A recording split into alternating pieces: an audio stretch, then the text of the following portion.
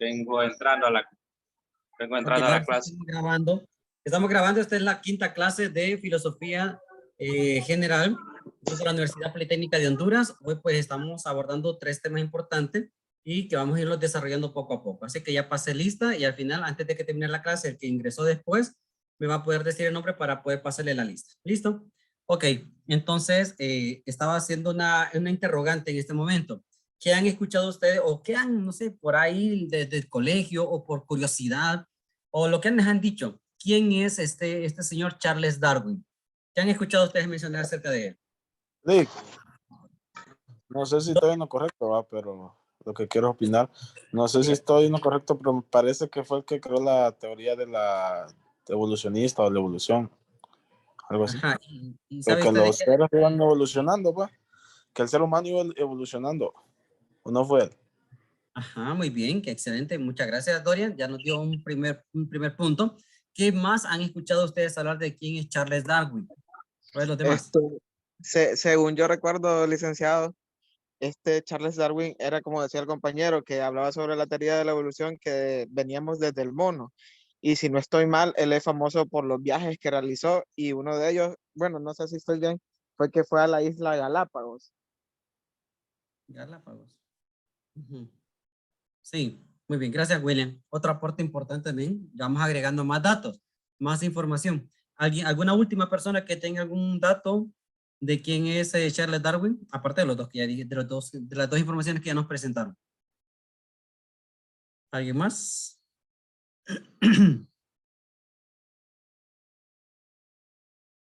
Y le sigo invitando al compañero que tiene como potatos 504 que le escriba su nombre, por favor, ahí. ¿Quién es? Porque no tengo ni idea. Si no, lo voy a tener que eliminar de la transmisión porque no tiene identificado quién es. Entonces, el que tiene potato 504, por favor, que se coloque el nombre. Si no, lo voy a tener que sacar de la transmisión en vivo porque no sé quién es. Y el que dice usuario, hay uno que solamente dice usuario, no sé quién es. También cambie el nombre, por favor. Porque si no va a tener una gran pena que eliminarlos porque no sé quién, no queremos intrusos. Vamos a ver. Ok, entonces, entrando ya un poquito y siguiendo lo que ustedes han dicho que ha sido excelente, ¿verdad? Los dos compañeros que nos dieron los aportes de Charles Darwin, es cierto. Charles Darwin es del siglo XIX, 1808, 1809 a 1882. Y vamos a ir de que el pensamiento de él lo constituye una base tan fuerte y tan espléndida, podemos decir, de evaluación, de investigación que realizó a través de sus viajes. Claro, como ya lo anticipaba el compañero. Solo que el pensamiento de él va a ser un elevado al pensamiento biológico naturalista. O sea, desde la parte, él va a hacer un estudio desde la biología. Y así como ya lo mencionaban, es un proceso de evolución, de transformación. Entonces, antes de Darwin, ya los orígenes de la vida animal y vegetal se perdían en la oscuridad, ciertamente. Okay, dice que no teníamos una explicación bien clara, sino que se enfocaban solamente a las narraciones o a los mitos, ¿ok? Para explicar de dónde viene el hombre, quién es él. Ahora, la cuestión es que no solamente Charles Darwin hizo este tipo de investigación, porque a veces nos centramos solamente con él, de que el proceso evolutivo por Charles Darwin, sí. También hubo otro que realizó viajes y que al mismo tiempo que estaba haciendo investigaciones, Charles Darwin, este otro hombre también hacía investigaciones del mismo tema, de la misma temática, ¿ok? Del pensamiento biológico y del pensamiento de la evolución. Alfred Wallace. Él, miren cómo interesante, cuando ellos, llegó un momento en el cual no sé si se unieron o se juntaron o se reunieron o por coyuntura se encontraron y se dieron cuenta que tenían las mismas investigaciones. Y lo más raro todavía era esto de que los resultados, que tanto uno andaba por una parte del mundo y el otro andaba por otra parte del otro mundo, los resultados eran los mismos. Es decir, que ellos hicieron un análisis, una investigación acerca de la naturaleza. Y eso es interesante porque nosotros identificamos entonces que no estaban mal.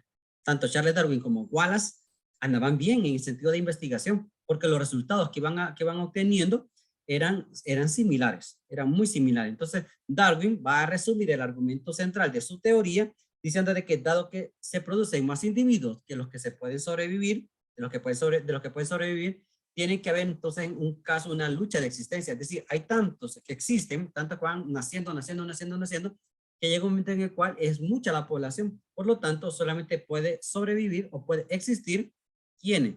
Pues solamente aquellos, ¿verdad? Que se les considera como más aptos para la supervivencia. Y esto no solamente desde la parte humana, sino también desde la parte de los animales, desde las plantas. Entonces van a sobrevivir los más aptos. ¿Ok? Eso es importantísimo. Miren ustedes, esa es la lucha de especie, la lucha de especie. Porque aunque sean de la misma especie y como eran muchos, entonces no podían sobrevivir o existir tantos al mismo tiempo. Eso es una explicación que nos va a dar Charles Darwin. Por eso es esa lucha, ¿no? De especie. Ahora, al tratar de conservar su existencia, su vida, ¿qué pasó? Muchos tuvieron que salir de sus propios hábitats y tuvieron que instalarse en nuevos hábitats, es decir, tenían que modificar su estilo de vida, sobre todo su alimentación, que es lo que más, donde se mira más la diferencia de todo esto. Entonces, ¿qué pasó? Inmediatamente, estas nuevas especies salen, ¿verdad? Emigran, así como las aves que emigran. Entonces, no fueron las únicas, fueron muchos animales que tuvieron que emigrar porque era tanta la población, era tan densa la población, que tuvieron que salir. Eso sucede entre los seres humanos, por ejemplo, en China, ¿no? Ustedes saben de que Tokio y estos lugares, ¿verdad? Y otros lugares más, otros lugares, también son muy poblados y que han tenido que salir de esos lugares porque era una sobrepoblación. Bueno, es una comparación muy vaga, pero bueno. Ahora bien, entre las especies, ¿verdad? Ya un poquito más grandes, también, como eran tantos los que habían, se tenía que salir y eso obligó, en el caso de los animales, a transformarse a lo que nosotros llamamos evolucionar. Tienen que abandonar algunas características propias de su cuerpo, ¿verdad? O de su alimentación, de su experiencia, y tenían que adaptarse adaptarse al ambiente, tenían que adaptarse al ambiente para poder sobrevivir. Entonces Darwin no defiende explícitamente, ¿verdad? En la obra como tal, de lo que él escribió, si el ser humano tiene procedencia de un animal, sí o no. En esta hora, pues la idea de que el ser humano tiene procedencia animal, pues vamos, se puede argumentar de que sí, pero hay una cosa bien interesante. Y fíjense que, no sé, ustedes creo que, no sé si lo recordarán, si lo vieron en bachillerato o no lo vieron en bachillerato, no estoy muy seguro, pero por ejemplo, recuerden que tenemos nosotros aquí, ok, tenemos esto. Ok, tenemos esto. Pero aquí está la cuestión, que hay algo interesante también con todo esto, ¿verdad? Tenemos todo esto. Pero hay algo, incluso me lo voy a borrar esto de aquí. Fíjense que hay algo interesante con todo esto, que, por ejemplo, aquí había un espacio, aquí había otro espacio, aquí había otro espacio. Significa que cada una de ellas tenía un espacio especial. Y a cada una de estos espacios había unas especies. Habían especies. ¿Ok? Habían especies. El asunto está de que cada una de estas tenían especies. Y a estas especies como tal, si se fijan ustedes, todas, ¿verdad? Todas estas especies son de diferentes animales, plantas, minerales, etcétera, ¿no? Como lo que nosotros le podríamos decir el día de hoy, como los reinos, ¿ok? Como los reinos. Como los reinos. Ahora bien, si se dan cuenta ustedes, supongamos que el ser humano está por aquí. El humano está por aquí. Pero, ¿qué significa? De que este ser humano no es la única especie que hay más. Y que esta especie se desenvolvió, evolucionó de otras especies. Se considera que del reino animal, ¿ok? Del reino animal. Y el animal que más se parece ciertamente es el chimpancé. El que más se parece, el que tiene como más datos, más parecido, ¿no? El chimpancé.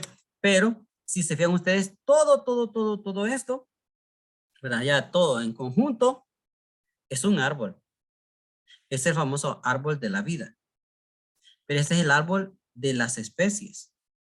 Eso significa de que, porque mucha gente dice que el hombre descendió del mono, sí, pero es que habría que ver de que no solamente es de que descendió del mono, sino de que hay otro tipo de explicaciones también, de que todas estas especies están conectadas a un árbol, al árbol de las especies. Entonces, perfectamente pudo haber descendido también de otra línea. Puede tener otra explicación. Entonces, el árbol de la vida o el árbol de las especies, ahí están incluidas todas las especies. Y por eso es que hay muchas cosas de un ave que se parecen bastante. Por ejemplo, la piel de de la piel del murciélago se parece hasta en cierta medida con la piel de los peces, de la ballena, por ejemplo, ¿no? Que es lisa, completamente lisa, las alas. Entonces, con las alas del murciélago, con la especie con la piel, perdón, de una ballena. O que si vemos las pezuñas de un animal, se parecen mucho a las pezuñas de otro, o sea, a las pezuñas de otro tipo de animales. Entonces, ¿qué pasa? Nos damos cuenta nosotros de que este tipo de cosas cómo se ha ido cambiando, ¿no? Cómo ha ido evolucionando. Pero hay un libro especial que se llama La ascendencia del hombre y selección, y la selección con relación al sexo. La ascendencia del hombre y selección con relación al sexo. Eso lo escribió también Darwin. Este libro fue escrito por Darwin y en este libro él va a abordar el problema del origen del hombre y él va a defender la procedencia animal. Él va a decir de que el ser humano, ¿verdad? Sí viene, ¿verdad? Viene o tiene procedencia de un animal, ¿ok?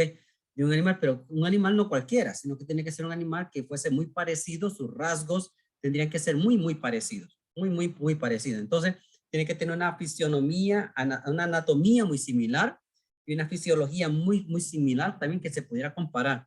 Entonces, en esta obra que él escribió, en este libro que él escribió, va a dejar claro, va a dar una fundamentación teórica diciendo de que en el caso de la paleontología y de que en el caso de la genética, el hombre procede de un primate superior, que es antepasado común a todos los hombres actuales. Entonces, claro, el punto débil de la teoría de Darwin va a ser de la falta de una teoría adecuada en herencia biológica. Claro, ¿por qué? Porque entonces se preguntaría si el ser humano, entonces, si el ser humano viene de un animal, ¿verdad? Si el ser humano viene de un animal, entonces, vamos, pues, chicas, imagínense ustedes, ¿verdad? ¿Cómo sería la cuestión, no? ¿Cómo sería? Ok, tenemos el animal, ¿no? Como tal.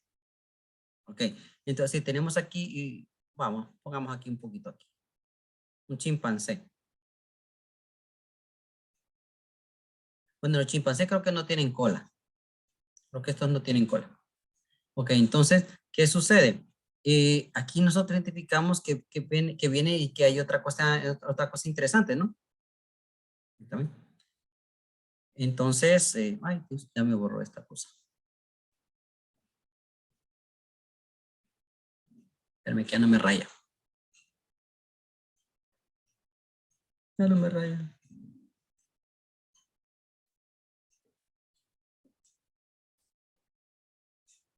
Bueno, salió por otra línea ahí. Entonces, ¿qué pasa? Tenemos al animal, este animalito.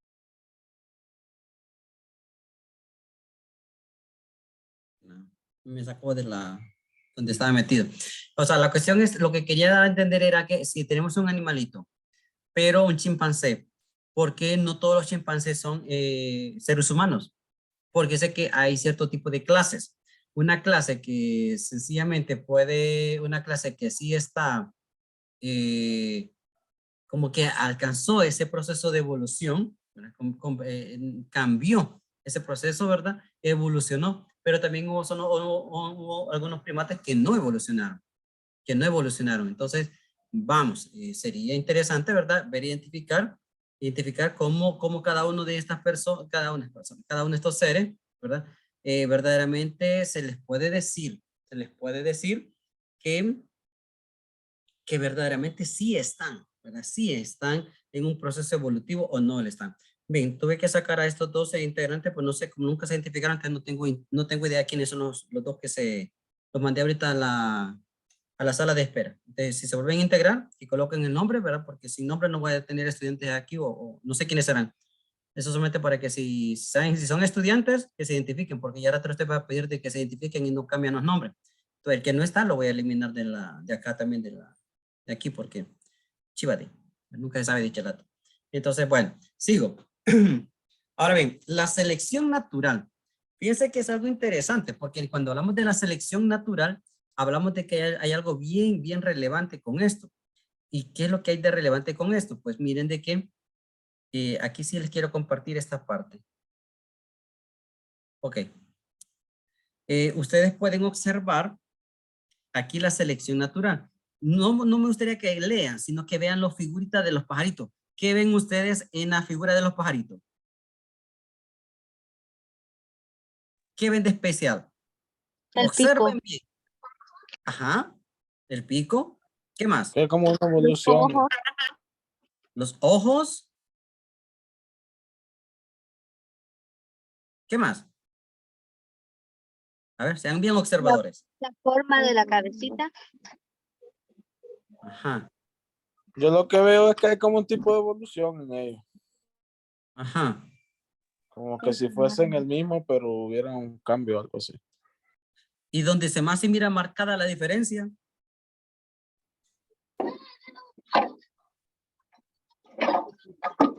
Donde más se mira marcada la diferencia, ¿dónde es? En el pico. En el pico. Ajá, perfecto. Muy bien, muy observador. Ahora, la pregunta que yo les hago es esta. ¿Por qué creen ustedes que se ve muy marcada la diferencia en el pico? ¿Por qué? Vamos Porque a es ver. lo que ha cambiado, lo que cambia de todos. Ajá, pero Entre tiene que haber los algún cuatro. motivo. Tiene que haber algún motivo por el cual el pico se les haya modificado. ¿Por qué creen ustedes? Yo digo que evolucionó así porque así lo requería. Por ejemplo, si necesitaba, no sé, defenderse de algún depredador, pues iba a desarrollar garras o alguna velocidad, según las Ujú. circunstancias. Se le apagó el micrófono. Ajá, muy bien. ¿Qué más? Pero en fin que hay otro dato bien importante, más todavía importante, por qué el pico se modificó, porque es la misma especie. Pero hubo algo.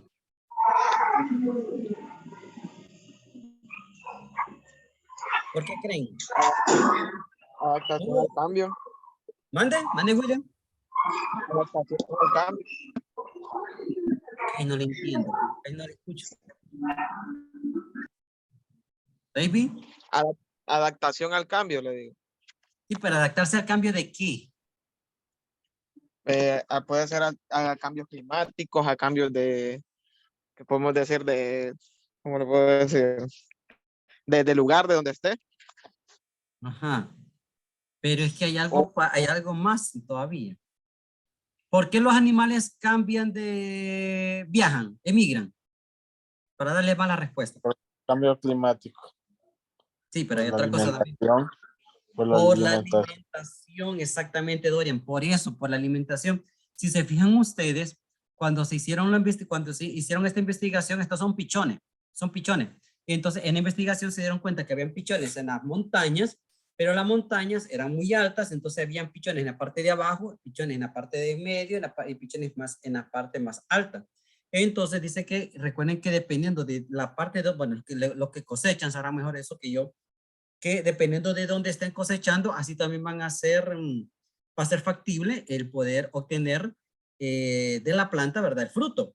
Entonces, si es muy caliente, si es a tantos grados, a tanto nivel del mar, entonces es factible, por ejemplo, poder sembrar café, para poder cultivar café.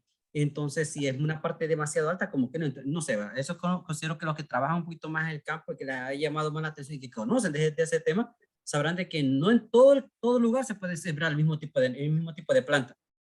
No todo. Entonces, aunque sea de un tipo de la misma familia, podemos decir, de la planta, pero el ambiente, si es muy fresco, si es muy cálido, si es muy lluvioso, entonces la misma planta se va modificando. Pero ¿qué pasa? Se está modificando la planta y se modifica como alimento. Los animales que están adaptados a este tipo de plantas también se tienen que adaptar al alimento. Por lo tanto, entonces los picos de estos animales se van adaptando para poder comer, para poder alimentarse.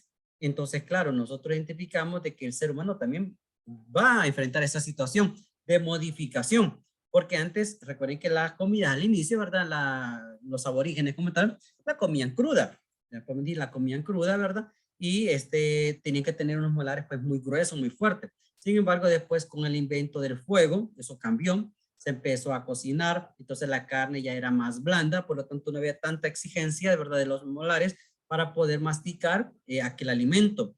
entonces se va modificando. Igual nosotros vamos viendo también el día de hoy que antiguamente era muy fresco, muy frío, entonces mucha gente, ¿verdad? Por eso tenemos, sobre todo los varones, tenían con muchos vellitos, bastante vellitos, que eran para protección, para proteger el cuerpo. Pero ahora ha ido cambiando y ahora se sale mucha gente lampiña, ¿verdad? ¿Por qué? Porque tal vez es mucha calor y entonces aquello que era necesario, por el cual se nació, se nacía de cierta manera, era para satisfacer una necesidad. Entonces, igual con los animales, a eso se le llama selección natural. Se va seleccionando. No todos los animales pueden sobrevivir. No todos pueden sobrevivir. Dorian. Creo que en la parte de la alimentación, ahí en el pájaro, la modificación es porque la mayoría de los pájaros, casi los alimentos solo los pican. No tienen como la capacidad de pelarlo. Entonces, entre más ancho el pico, sería como más dificultoso para ellos, ¿verdad? Mientras que entre más finito el pico, sería como más fácil hacerlo. La parte de lo finito del pico, sobre todo, más que todo, por parte de biología, es porque el piquito, mientras más fino, más profundo llegaba. Llegaba más profundo. Entonces, recordamos en el caso de los colibrí, por ejemplo. Los colibríes, ustedes se fijan de que los colibrí tienen un piquito bien fino. Entonces, ¿por qué es tan fino el piquito de los colibrí? Porque necesitan meter bastante ese piquito adentro de la planta para poder absorber, ¿verdad?, su alimento. Si no, entonces no van a poder comer, no van a poder alimentarse. Entonces, claro, el cuerpo biológicamente se va como adaptando a los cambios para poder alimentarse. Miren ustedes el cuello de las jirafas, por ejemplo, ellos te tienen que alimentar, pero muchas plantas son altísimas, por lo tanto el cuello se fue estirando. Hablamos de que eso pasaron muchos siglos, ¿no? Para que pudiera darse ese tipo de cosas. Entonces, según la necesidad de la comida, sobre todo por la parte de la alimentación, es que se ha ido dando una serie de mutaciones, ¿verdad? Se ha ido cambiando, sobre todo la parte de los cuerpos. Pero bueno, ahí dejaría como la parte de Darwin, de Charles Darwin y de Maxwell, y dejaría un poquito la parte de los animales. Y entraríamos ya a la sección del ser humano, al problema del hombre. No poseemos una idea que sea unitaria acerca del hombre. Primer dato. ¿Quién es el hombre? Como dar una explicación así tan como que el hombre es y desciende de aquí, desciende de allá, o la procedencia de aquí, la procedencia de allá, no hay algo como así tan explícito, como para decirte que existe una sola teoría. Scheller, Max Scheller, va a defender la idea de que el hombre es un ser espiritual. Miren, aquí ya le cambió la temática. Aquí sí ya le cambió la temática. Aquí ya no habla de la parte biológica, sino que habla de que es un ser espiritual, que el ser humano es un ser espiritual. Y dice que va a poseer 3 círculos de ideas. Scheller va a poseer 3 círculos de ideas que va a tratar de poder explicar el problema del hombre. Y una de ellas va a ser la antropología científica. Ojo, no hablamos de antropología filosófica, hablamos de antropología científica. La otra va a ser la filosófica como tal, y la otra va a ser la teológica. Entonces, una antropología científica, la filosófica, y la otra es la teológica. Desde 3 puntos de vista va a tratar de explicar el problema del hombre Max Scheller. Y es claro de que el concepto del hombre no solo está subordinado al concepto de animal, porque recuerden que al que pertenece al reino animal, porque nosotros no pertenecemos al reino planta, por ejemplo, no somos planta. Entonces, la pregunta, ¿qué es lo que hace diferente al hombre del animal? Si ambos son parte del reino animal, yo creo que de entrada muchos van a decir, y ni le va a dar chance para que me respondan, van a decir la razón. Van a decir que la razón. Pero, a ver si están atentos. Pero según Max Scheller, ¿qué es lo que hace verdaderamente? Ay, sube la luz.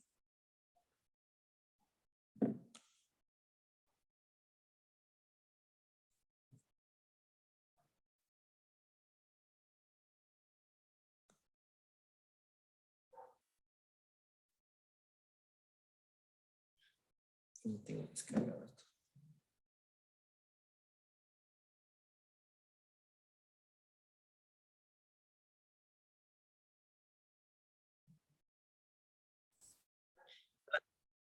La gran diferencia de esto es que el ser humano, aunque sea parte del reino animal, no solamente es la razón, sino también la dimensión espiritual. Eso es lo que va a decir Max Scheller, la dimensión espiritual, que es donde se ve la gran diferencia con el animal, con aquel que no solamente por la parte del uso del raciocinio, sino que va mucho y trasciende muchísimo más allá. Scheller habla del espíritu. ¿Y qué es ese espíritu? Pues ese nuevo proyecto donde el ser humano como tal puede darse a entender como que tiene una propiedad, ¿no? Que tiene una propiedad y que es muy propia de, valga la redundancia, una propiedad que le pertenece, ¿no? Que le pertenece al ser humano. Eso es lo donde se mira la gran diferencia, ¿no? Ok, permítame, se lo estoy dando a grabar aquí. Ahora, un ser dotado de espíritus es capaz de tener una conducta que puede ser modificada con el tiempo. Claro, es modificada, por eso dice que en aquel momento, en aquel entonces, el ser humano se modificó, pero ¿por qué? O se ha ido transformando, se ha ido evolucionando. ¿Por qué? Porque tiene la capacidad para hacer. Es el único que tiene la capacidad para poder modificarse. ¿En dónde? En un tiempo y en un espacio. Por eso es que se ve la gran diferencia. Ahora, hay otro hombre que se llama Karl Jasper. Él se pregunta por el hombre también. Y dice que el hombre es, por así decirlo, un todo. No es un, como decía tal vez Platón, que era cuerpo y era alma por separado, aquella dualidad, aquellas dos realidades, cuerpo y alma. Para Karl Jasper es un todo. Dice que no es ni animal ni ángel. Decía que es un pensamiento medieval, que no es ni animal ni ángel. Sea cual fuera, no importa la procedencia del ser humano, lo que nos encontramos es que está el hombre en el mundo, ¿ok? Y está en relación con otros. Eso es lo importante, que el ser humano está allí y que está en relación con otro, y que el ser humano, o el ser del hombre, está como lo decía Heráclito, está en movimiento. No es como cualquier otro animal, ¿verdad? No es como cualquier otro animal, ya que en el caso de, recuerden que Nietzsche decía que el ánima, ¿verdad? El ánima no está acabado, el animal no está acabado. El animal solo se repite, solo repite lo que ya ha sido y no puede avanzar. Pero el ánima, ¿verdad? Eso que le da, la animación que da al ser humano, como le diría Nietzsche, no se acaba, no se acaba. Por lo tanto, como no se acaba, entonces no puede considerarse como cualquier otro animal irracional. El hombre enfrenta una lucha de imágenes, es decir, el hombre está enfrentado al lenguaje, está enfrentado a simbolismo, y eso es algo que los animales no lo toman en consideración. El resto de los animales, ¿verdad? Del reino animal no lo toman en consideración. A la pregunta de quién es el hombre, entonces no hay respuesta que vaya a darnos algo vasto, algo que diga, esta es la respuesta que andaba buscando para definir quién es el hombre. Mientras vivan los hombres, siempre serán seres que deben conquistarse mediante la lucha. El hombre, por lo tanto, es hombre porque reconoce su dignidad dentro de sí y dentro de también la dignidad que tienen los demás. Como dijo Kant, ningún hombre puede ser utilizado como un medio, porque todos somos fin. Todos somos un fin, no somos un medio. O sea, nadie se puede valer de mí para llegar a un fin, porque yo como ser humano, yo ya soy un fin, no soy un medio. Habrán otros medios para llegar al fin, que sería yo. Oscar Soriano habla del problema del conocimiento, y él va a hablar acerca de la pregunta de teoría del conocimiento, pero también va a la teoría del conocimiento, va a abordar dos temas más, nociología y epistemología. Los tres, teoría del conocimiento, nociología y epistemología, estos tres como tal, se enfocan en la parte del conocimiento, ¿ok? Se enfocan en la parte del conocimiento. ¿Puede repetir la teoría de Oscar Soriano, por favor? Son tres, las de Oscar Soriano son tres. Teoría del conocimiento. Teoría del conocimiento. Nociología, solo que antes de la N se le escribe una G. Nociología. G, nociología, ¿verdad? Pero va pegado. Nociología. Y epistemología. Epistemología. Estos tres hacen la pregunta del conocimiento. Entonces, las raíces etimológicas de epistemología, por ejemplo, por lo menos la palabra epistemología, ¿verdad? Epísteme significa conocimiento, y logía viene de logos, que significa estudio. Entonces, epistemología es la ciencia o el estudio que se encarga acerca del conocimiento, epistemología. Y la epistemología va a estudiar la naturaleza y la validez del conocimiento, que también en algunas otras partes se le conoce a ese conocimiento como teoría del conocimiento. Fíjense que eso dependerá. Miren, en el caso de la teoría del conocimiento, es identificado con ese nombre en Alemania e en Italia. Y el tema de la nociología como conocimiento va a ser interpretado como ese concepto, nociología, en Francia, por ejemplo, ¿no?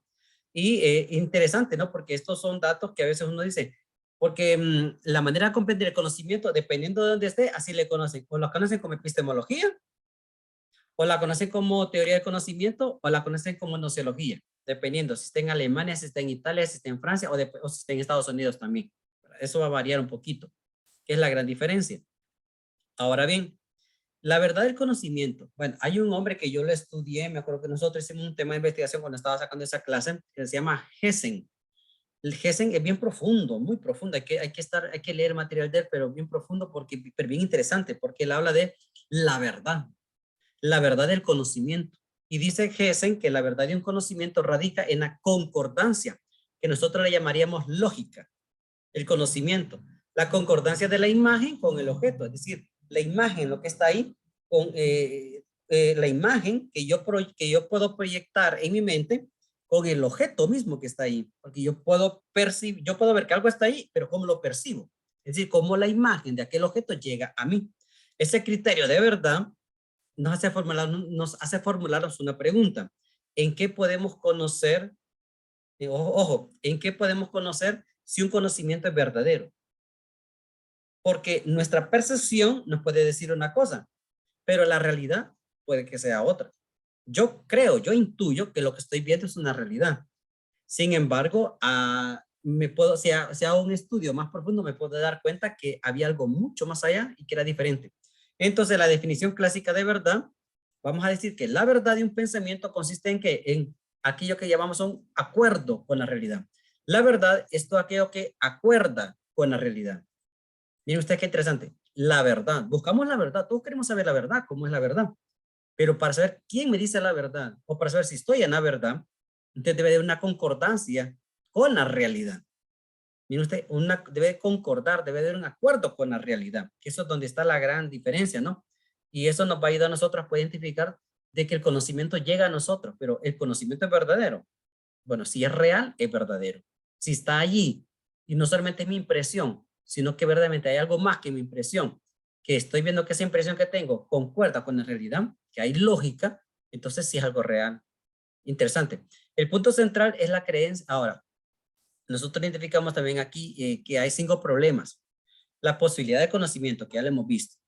El origen del conocimiento, híjole, porque puede ser por la experiencia o puede ser que ya uno nace con él, con el conocimiento. El tercero, la esencia del conocimiento. Pero ¿quién determina la esencia del conocimiento? ¿El sujeto o el objeto? ¿Quién determina la esencia? ¿Será el objeto o será el sujeto? ¿Quién determina la esencia del conocimiento? Otro problema son las formas del conocimiento humano. Es decir, el conocimiento radical es un conocimiento que se intuye, es un conocimiento que se reflexiona, son formas de cómo obtener el conocimiento. Y el criterio de la verdad, que solo estoy recapitulando lo que acabo de decir. ¿Qué nos dice qué es lo que nos dice si un conocimiento es verdadero? Entonces es la concordancia, ¿no? Muy bien. Ahora, el punto central de toda esta cuestión va a ser enfocado de manera especial en la creencia religiosa. Una persona que cree en un ser independiente y único, denominado Dios, por ejemplo, creador del universo, sea judío, sea católico, sea protestante, sea musulmán, sea ateísta, bueno, etcétera, ¿ok? Aquí vamos viendo que es una manera de poder interpretar cómo llega a nosotros el conocimiento, por un creador, por un Dios, pero ¿qué tipo de Dios? Bueno, ahora, rechazar la creencia de Dios es ser ateo. Recordemos que sin, teo, Dios, del griego teo, Dios, es sin Dios, rechazar la creencia de Dios. Pero si rechazamos la creencia de Dios, entonces estaríamos rechazando también una parte de la creencia del conocimiento. Vamos viendo cómo va la cuestión. ¿Podemos probar la existencia de Dios? Vamos a decir de primeras que no podemos, científicamente no podemos probarlo. Ahora, cada filósofo ha desarrollado su propio criterio acerca de la existencia de Dios, pero 3 pruebas que apuntan a la existencia de Dios y que me parece que son geniales son las siguientes, las pruebas de Dios. Hay argumentos. Primer argumento.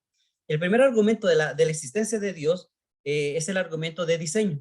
¿Qué es esto? Bueno, allá por el siglo VIII, William Paley, filósofo inglés, dice que la organización intencional de los objetos hechos por el hombre son evidencia de la inteligencia y propósito del creador. Es decir, que lo que nosotros hacemos no proviene de nosotros mismos, sino que proviene de la existencia de Dios. Solamente alguien muy grande y muy poderoso, alguien que tenga una sabiduría extensa, es el que colocó en mí, es decir, como persona, como hombre, colocó en mi pensamiento, colocó eso, colocó en mí, entonces, esa inteligencia. Entonces, al crear un montón de cosas que el hombre hace, es la evidencia para poder decir de que hay existencia de Dios. Interesante, ¿no? El mundo contiene muchos objetos naturales. Ok, la naturaleza y el ser humano se vale de todo ese montón de cosas para poder hacer cosas nuevas. Pero ¿quién es el que hace? ¿Quién es el que actúa? ¿Quién es el que obra las cosas en el hombre? Pues Dios. Ok, es una manera. El segundo argumento es un argumento cosmológico y aquí lo vamos a amparar en Santo Tomás de Aquino. Él, por la evidencia de nuestros sentidos, dice, por nuestros sentidos en el mundo hay cosas que se mueven, como ya lo decía Heráclito, ¿no? Hay cosas que se mueven. Todo lo que se mueve debe ser movido por algo más. Y ahí es donde viene la clave de lo que decía Aristóteles, ¿no? El primer motor o el motor inmóvil. Todo debe de ser movido, pero debe de ser movido por algo o por alguien que no es movido. Porque si fuera movido significa que habría otro ser superior. Entonces dice él, Santo Tomás de Aquino, que es el argumento cosmológico. El cosmos, el universo. ¿Okay? Es la ciencia que estudia el origen del universo.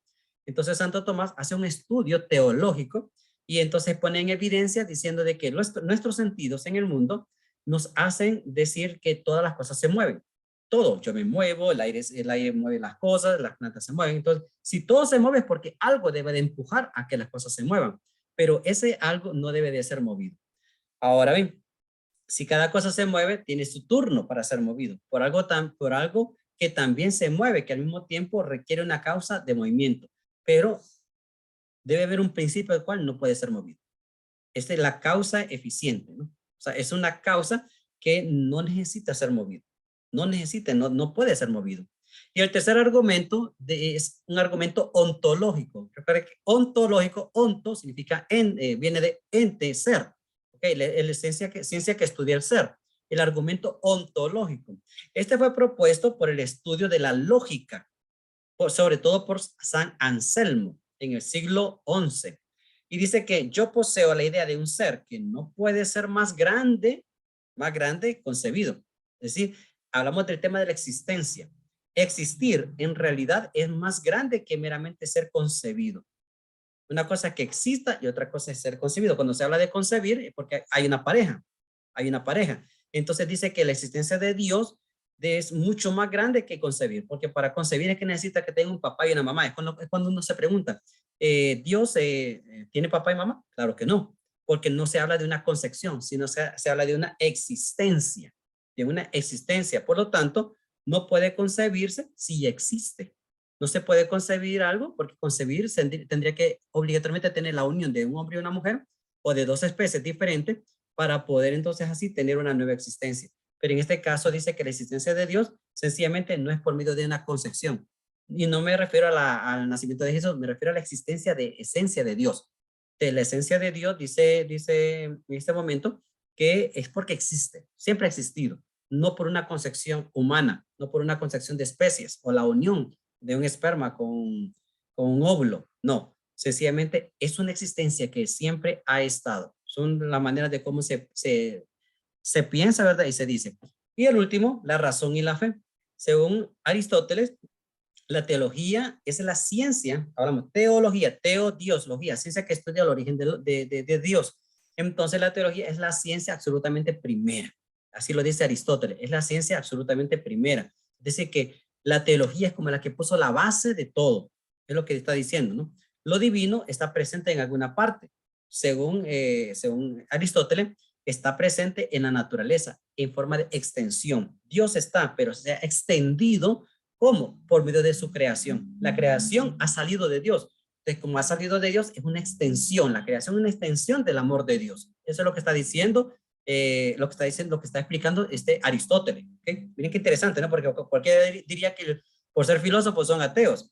Claro que no está hablando, Aristóteles no está hablando de un Dios cristiano. Ok, no habla de un Dios cristiano, habla de un Dios, de un ser, no tanto ni de un Dios, sino de un ser supremo, pero que este ser supremo, cuando ya se hace una teología, pero cuando ya se cristianiza el pensamiento de Aristóteles, se habla de que hay una extensión, y la extensión, que recuerden que la palabra creación se utiliza en la época medieval, y Aristóteles es de la época antigua. Entonces, lo que está haciendo la época medieval es retomando el pensamiento de Aristóteles para poder cristianizar y para poder explicar, ¿verdad?, aquellos datos que ya había explicado Aristóteles, pero que ahora sirven como base para poder argumentar la existencia de Dios. Y eso a base de la creación. La extensión en la creación de Dios, entonces ahí se puede ver y se puede evidenciar que la existencia de Dios sí está presente en la creación. Entonces podemos identificar dos tipos de teología. Una teología revelada y una teología natural. La teología revelada es aquella que es a la luz de la fe. Y la teoría natural es aquella que se ha tratado de explicar a la luz de la razón. A la luz de la razón. Puede conocer sin fe, cosa que para la teología revelada no es posible. Se necesita la fe. Pero como vuelvo y repito, son dos tipos de teología. Una revelada, que es netamente creída por la fe, y la otra natural, que esa se trata de explicar, ¿verdad?, la existencia de Dios a través de la razón.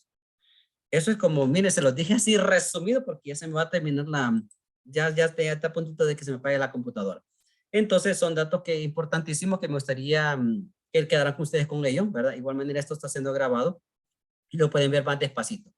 Y tenemos la tarea para la próxima semana, no se les vaya a olvidar por favor que siempre es en equipo. La tarea es hacer un mapa mental. No es un mapa conceptual ni un cuadro sinóptico, es un mapa mental. Recuerden que el mapa mental lleva imágenes, ¿verdad? Y entonces es muy interesante para que ustedes lo puedan hacer un trabajo, lo pueden hacer a mano, lo pueden hacer en la computadora, pero si lo hacen a mano que sea bien visible por favor y que se pueda notar lo que se va a leer y las imágenes también.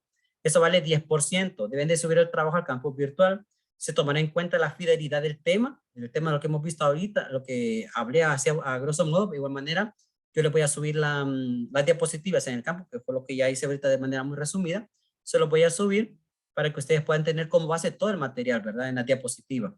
Y entonces de ahí van a hacer un resumen con sus propias palabras, no van a copiar y pegar, van a hacer un resumen con sus propias palabras, muy creativo, porque voy a evaluar eso, la innovación, la creatividad y también la defensa, porque ustedes van a presentar esto en la clase próxima, ¿verdad? Van a presentar el trabajo para defender, para dar unas respuestas a las preguntas que se les vaya a hacer. Solo uno de cada equipo subirá el trabajo, el coordinador.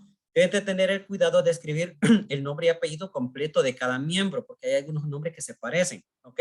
Y la fecha máxima de entrega es el 8 de noviembre. Hoy es 2. Hoy es 2. Significa que el próximo martes debe de estar subido este trabajo. Así que cualquier pregunta, cualquier dato por el grupo de WhatsApp, por favor, para que lo tengan en cuenta. Y tengo que cerrar porque se me va a apagar y no voy a poder grabar lo que de ahorita, entonces en este momento. Así que un saludo. Lick. Dígame. Solo una consulta. Como yo entré más, ya había pasado lista cuando yo entré. Lo mismo me pasó a mí.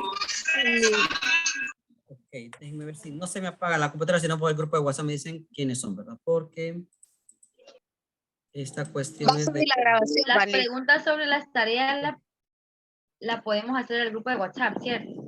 Sí.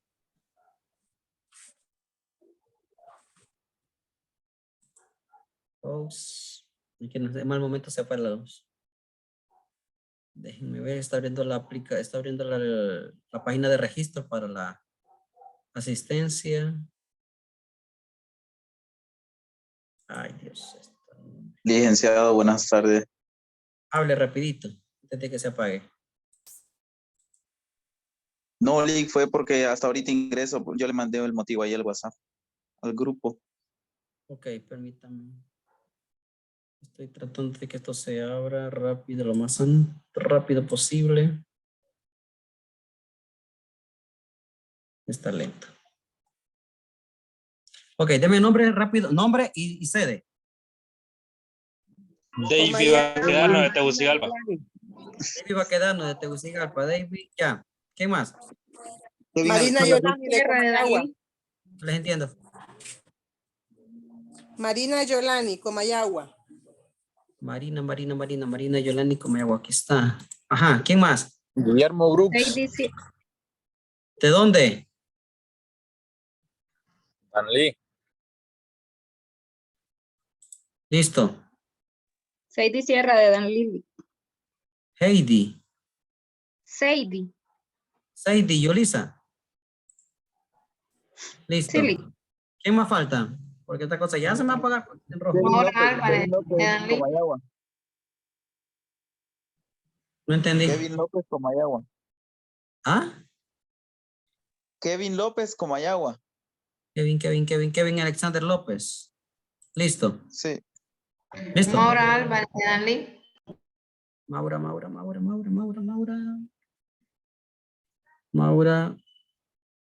Álvarez de Dani. Listo, ¿qué más?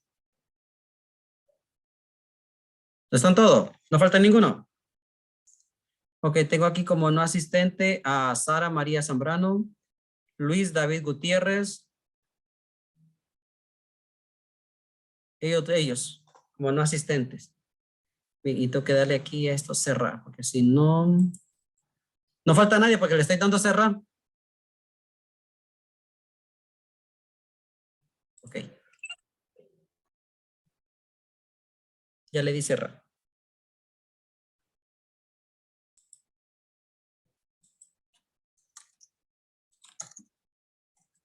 Mientras lo estoy explicando que se fue la energía eléctrica. Y tuve que cerrar una página. El registro.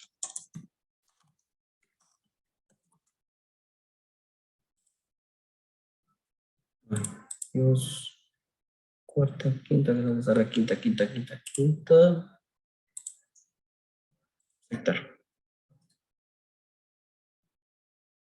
Bueno, ya está cerrado.